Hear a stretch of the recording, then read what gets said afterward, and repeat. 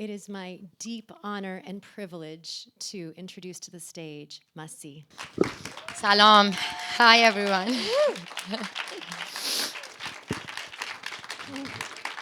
Thank you so much. Thank you. Thank you. I appreciate. I don't know. There are so many Iranians here, and they know this is the second anniversary of Iran protests, where 1,500 people got killed.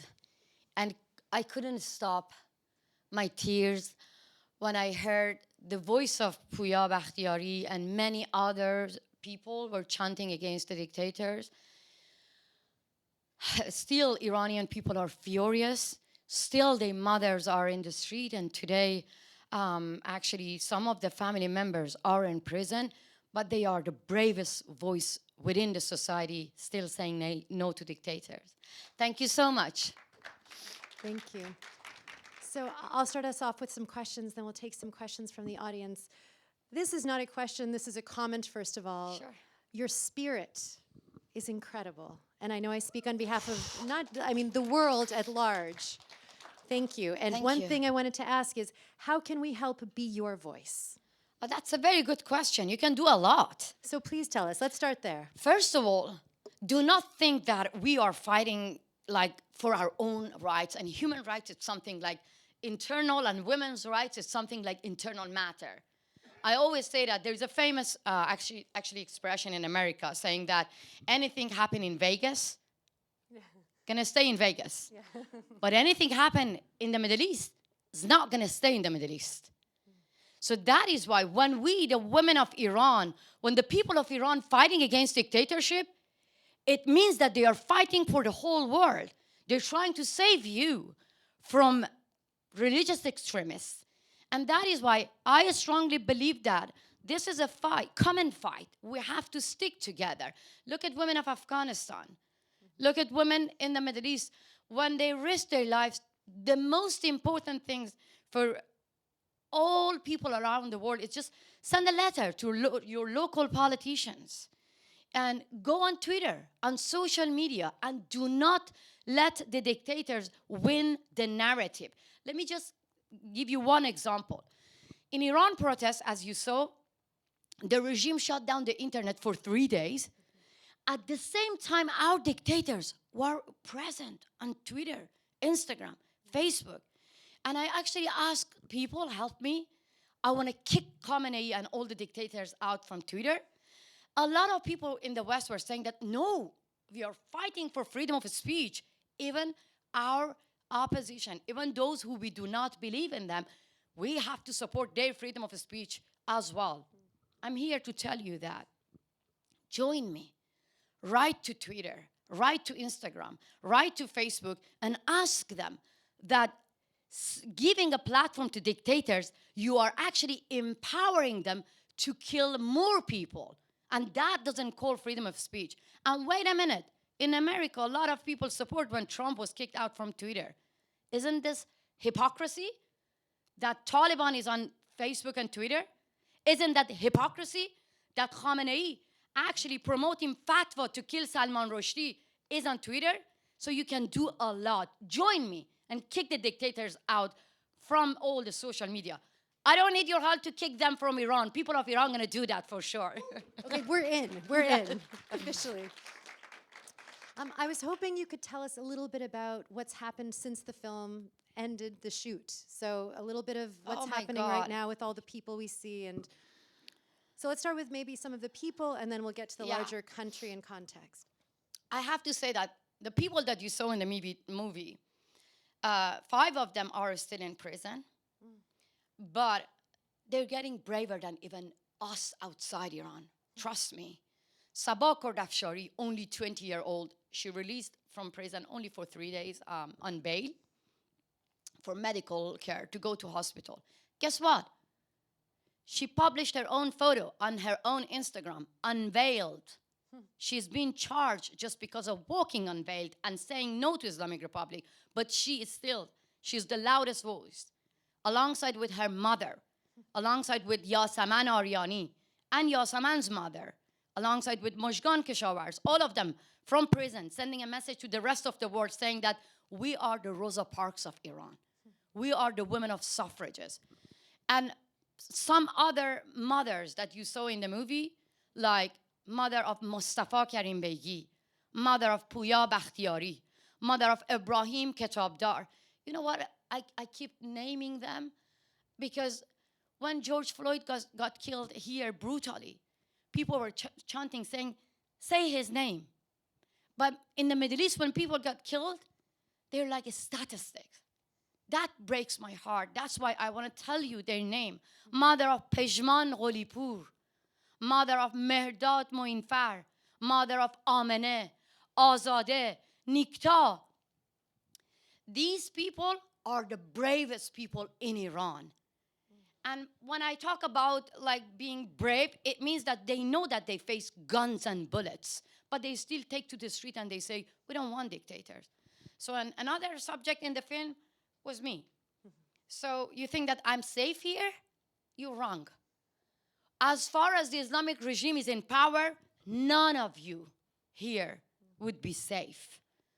The regime were trying to kidnap me here from New York, from Brooklyn. And the FBI actually stopped the kidnapping plot.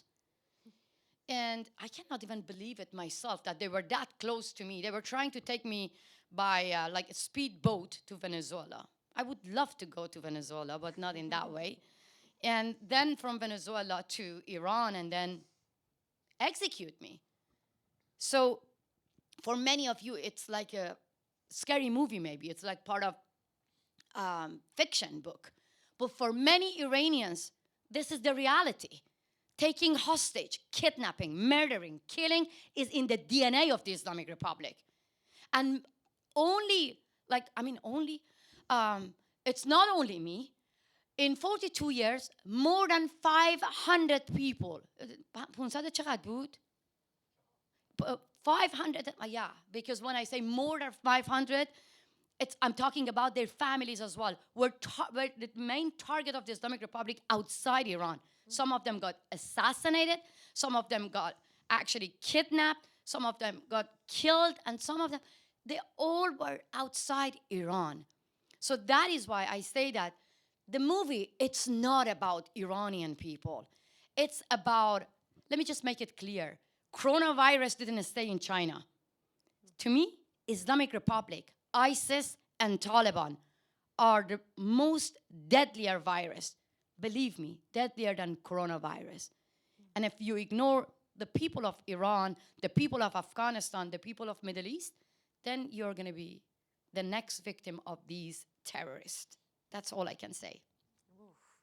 It's hard. I know it's scary, but don't be scared.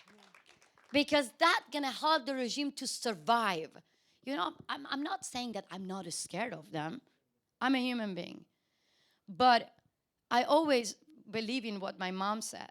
When you scare of them, they're going to devour you. But listen to me.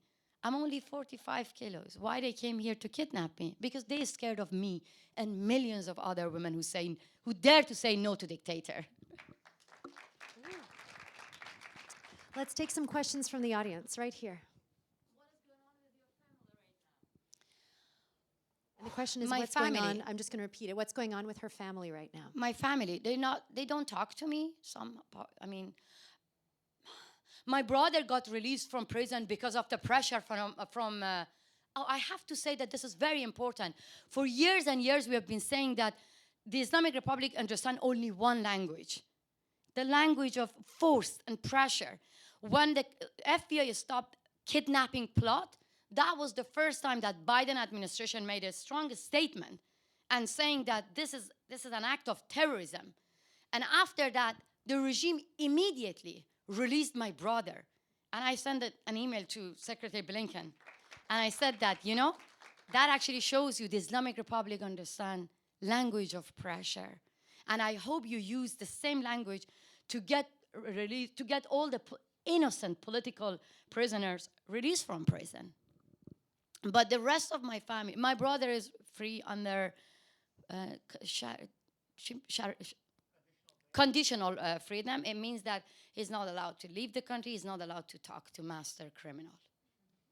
But thank you for asking. You know, one thing that was very moving, there's a lot of women involved, but then you see the 3 men on the train handing out flowers. Many. Yeah, and I was just wanting to ask, it feels like there's more allyship coming from men, and because it's naturally, it started out very female, but, you know, between your brother, between the men on the subway, is that something you're noticing changing more? Oh, a lot, a lot. I mean, believe me, I remember that our foreign minister was in France, and then he was questioned by one of the female politicians that why you're forcing us to cover ourselves. And then he said that because this is our culture, and you have to respect our culture. And I said, wait a minute. How I'm gonna respond to a man calling this compulsory a job part of our culture, which was not, because before the revolution, women were allowed to choose what they wanted to wear. So I photoshopped him in our culture. I photoshopped him in hijab. So our foreign minister's picture was everywhere. And then I asked men, if you really want to understand how it feels to be forced to wear it, just wear it.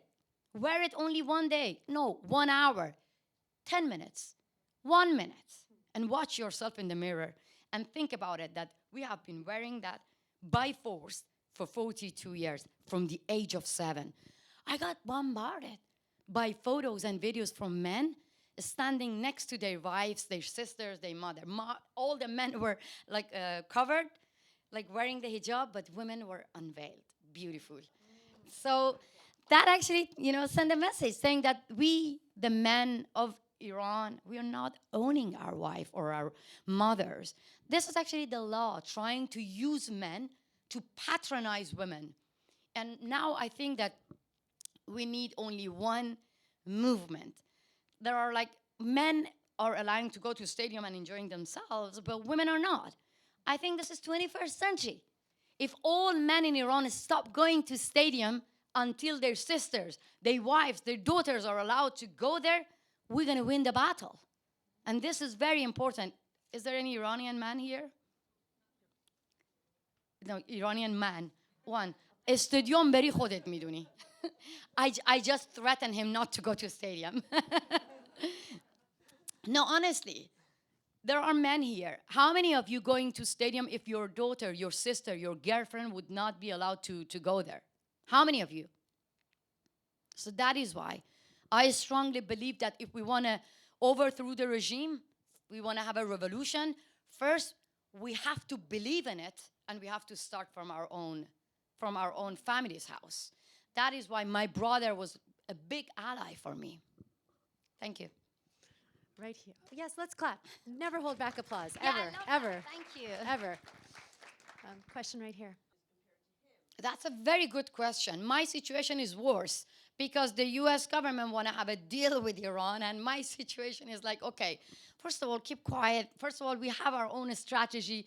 The Western politicians, they're really desperate to get a deal from Iran. And I have a loud voice. I say that you cannot separate human rights from nuclear deal. You cannot bury human rights under a deal. So that's why it's a little bit complicated about my situation. Many politicians, you know, they say that behind the scene, we really support you, but we want to get a deal with this regime. So I don't think it changed my situation. I had a loud voice before being target of the Islamic Republic, and I'm going to keep my fight, whether the Western politicians support me or not. But I'm going to make sure that for the people of Iran, really, it's not a big deal if the Western government go after the murderer and killers and get a deal. We are sure that one day we are going to get rid of these dictators, and the history will judge every single politician and every single country who ignored us. Look at the Taliban now. I just want to actually, I keep talking about them because for me, the situation of women of Afghanistan, it just, you know, touches me because we've seen this movie before. One of the women of Afghanistan sent me a video showing her face protesting Taliban, and I was scared for her. And I said, I'm going to blur your face. Her response was amazing. She said, don't blur my face. This is what Taliban does to me.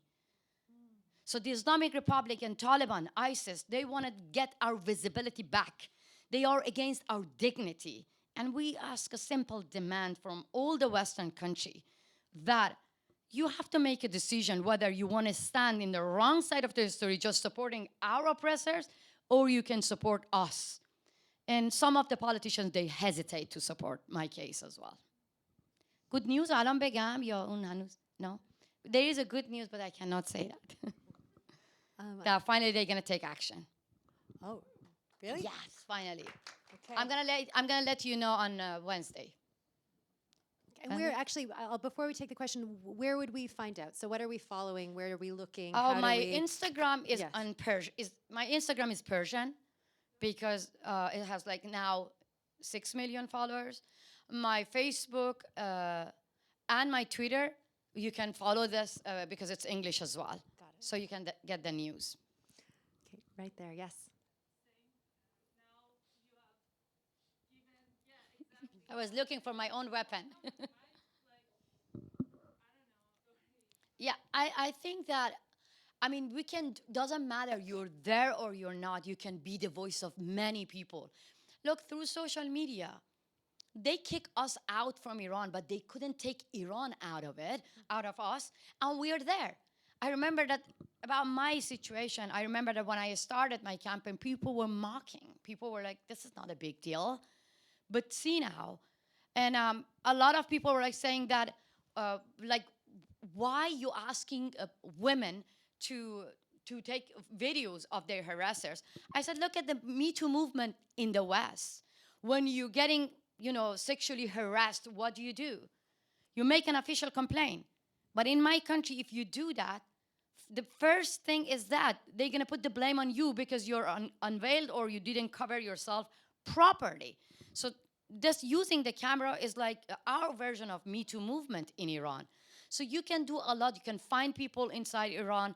You can help them. You can encourage them. You can teach them how to be their own storytellers. That has scared the regime a lot. And if we have time, I want to just share my own story about why I created My Camera is My Weapon. Please, those will be good ending words. Yes. Sure. I was in London.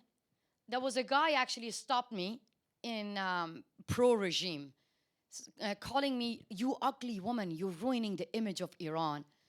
I was really, I got furious when he said that you're ruining the image of Iran. I said, I'm not the one, I'm ruining the image of my beautiful country. Those who lashes us, those who execute us, those who kill us, those who beaten up women in the street for not wearing a hijab are the one ruining the image of Iran, not us fighting against discriminatory laws. So he was not convinced. But what bothered me a lot, he called me ugly. Because this is something some of the men using this to patronize women. So I took my camera. I mean, first of all, I know that I'm not ugly. In the eyes of my son, I'm a beautiful mother. In the eyes of my mother, I'm a beautiful daughter. And in the eyes of my husband, I'm a beautiful wife.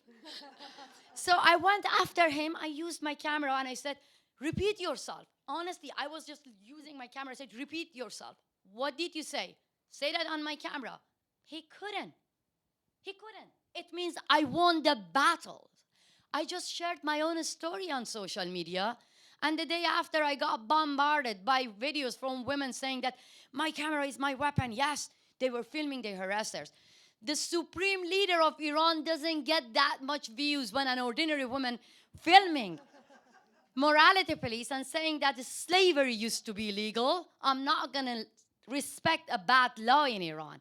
That shows you the power of ordinary people. And I'm sure that you can do a lot by believing in yourself. I strongly believe in myself and the power of women, the power of mothers. Thank you so much. Masih Alinejad. Thank you. Such an honor to have you tonight. Thank you all for coming.